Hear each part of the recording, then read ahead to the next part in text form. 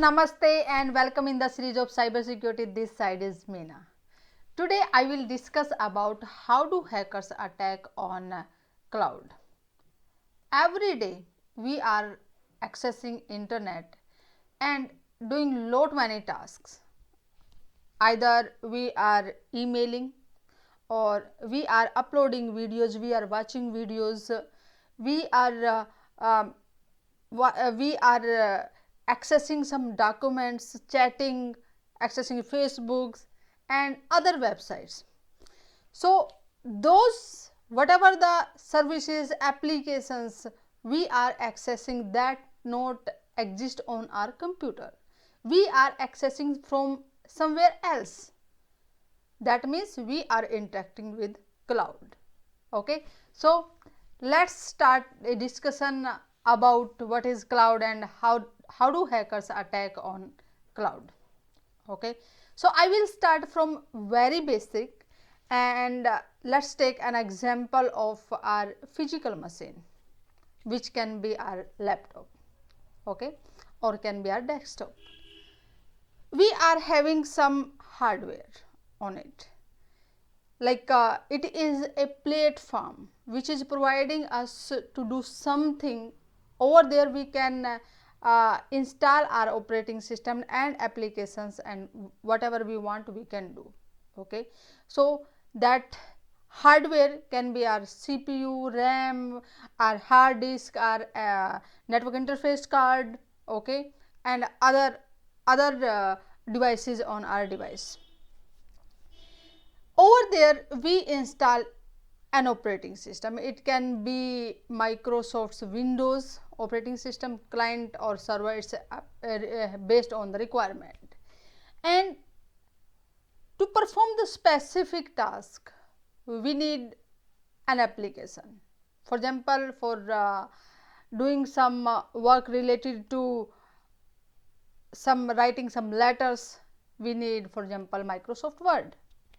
Or reading some PDF, we use Adobe Reader, PDF reader. Or if we want to make some presentation, then definitely we use PowerPoint presentation. Okay, so for performing specific task we need an application. Let's just move a step ahead. Say virtualization on the same machine, but we are using a single operating system. Now we can use multiple operating system on it and our machine will behave like this way. So we are running multiple virtual machines on a single hardware. So how they do? Whatever the hardware we are having, they share it. Okay, so those are the virtual machines, and generally we can use VMware or VirtualBox. Clear? So it will just make the pool of the hardware what is on our system, and to share that hardware it can create virtual machines as per your hardware configurations. Okay, for example, if our company need to establish a data center, so they need servers for that.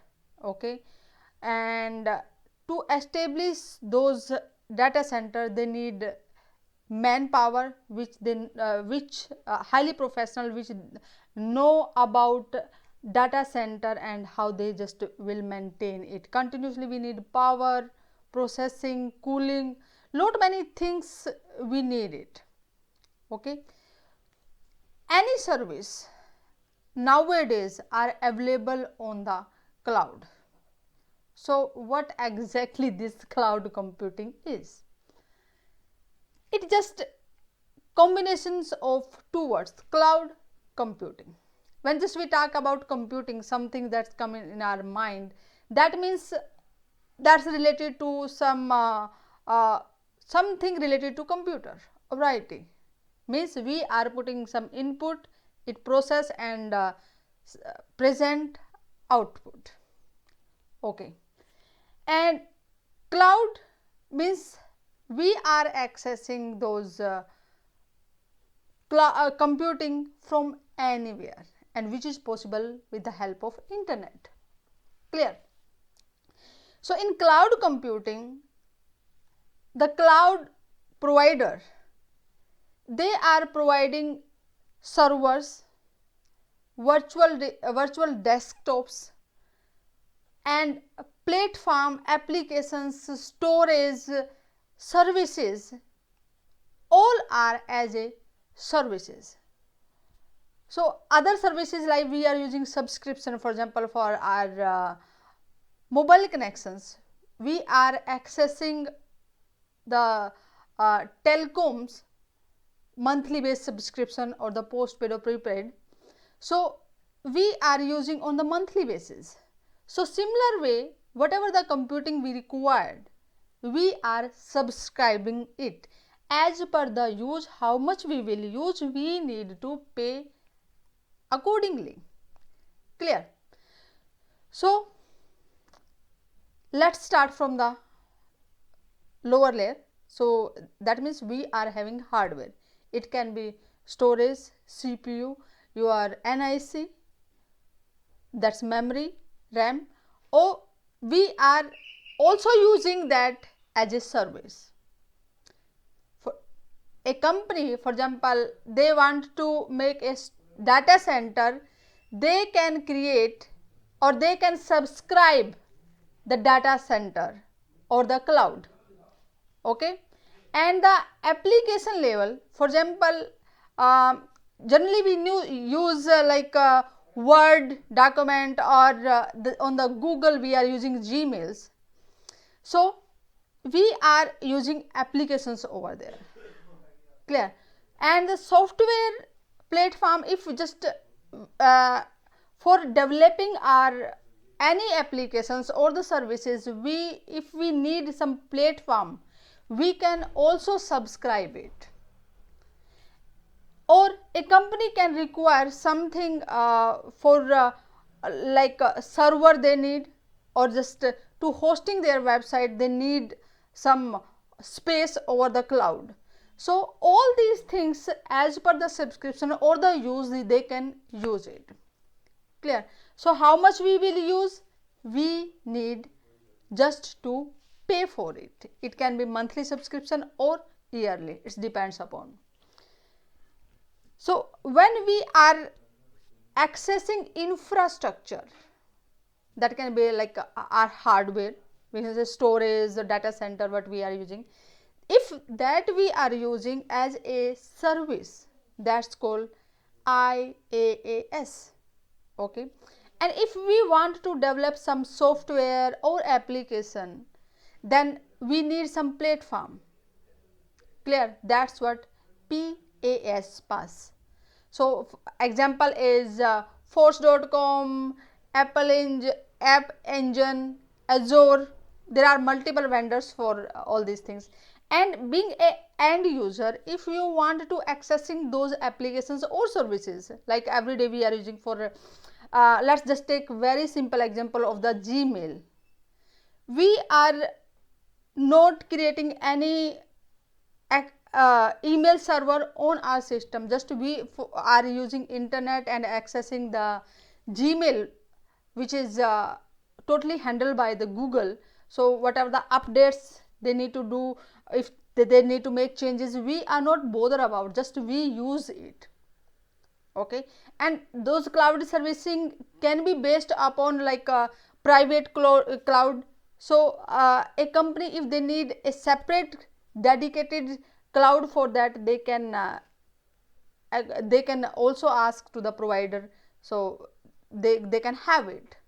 Or that they can be public cloud, like we are using Gmail or the Google Doc or Google Drive, just we are using that's we are using on the private on the public clouds. We are using Facebook, so those are public clouds. Clear? Or hybrid cloud, mix of those things, private, something private or public. They just they want to keep something private which is highly restricted only for the employee of their company, or some part of they can use to give access to anyone. So it's depend upon which type of services we are looking for. Clear? And every day increment on the clouds are increasing, and people or different companies are continuously moving towards getting those services, because it's just giving us a lot of benefits. Like whatever the hardware we require, this can be very expensive, so we are using the share model. When we need, we just use it. If some company is just going for expansion, they need not to purchase the hardware and for dedicated employees for that, so they will look after if some changes, patch management, or the if some versions will be changed, so they need not to do all these things, all the things, security, whatever the changes will come, look after, maintenance, each and everything handled by the cloud provider. Clear? So it's giving us great advantage. Whenever we need, just use it. So as per the IDC report, worldwide spending on the cloud softwares is just rapidly growing. When something is increasing, means people are using it. Okay, and just you can see here in 2018 it was 147 billion, and in 2019 it's 179 billion dollars expended on the cloud softwares. Clear? And if you will see on the other pie chart, it's what is the market of the cloud? It's huge. 41% of the market is 72.2 billion is for only software as a service. So just you can see here how much people are expanding on the services, they are using the services based on cloud. Okay, and 26% are the for the business process services, specific to the specific businesses processes. Okay, so infrastructure, as they are using 18%, and 9% is just for the platform. So people are moving towards cloud computing, and when it's just expanding, definitely it's a great market for hackers as well. And security is the main concern in case of cloud computing. Clear? So there can be different level threats on cloud computing. Say because we are accessing our cloud with the help of internet, so it's a public network, so lot of things can be happen. Data breaches can be happen, whatever that data stored over there, they can we can lose it, or the app we are accessing, with the help of it we are accessing our cloud, if there are some vulnerability inside it, definitely hacker can exploit it. Okay, shared technologies we are using, so when something are shared, definitely if some of the cloud user will upload some malicious code over there, and that can damage to the rest of the network or rest of the resources of the cloud. Okay, somebody can steal the information about the authentication when the user of cloud is authenticating other, if they are having those keys, hackers can use to access it. Clear? Or because hardly virtualization over there on the cloud, so if something they found in like vulnerability, then they can exploit it. Okay, now I will show you a attack that's generated on the cloud. I have created a cloud on a Ubuntu machine. Okay, and over there that cloud I just upload a malicious code which was created in Linux. So you can see here the exploit.elf, is the file which is having a malicious payload. For example, that's created by hackers. Okay, and one of the user which was using that cloud service, he or she uploaded that malicious code in the cloud, and when the administrator of that cloud download that malicious code and run on its machine, the information about the administrator's device will reach to the attackers. Okay, so just you can see here the victim information attackers can see. So like they can see what is the in the download folder, and if they will run the command who am I, then they will tell now it is having the root access on that machine. So when the root access they are having, they can perform anything whatever they want. Clear?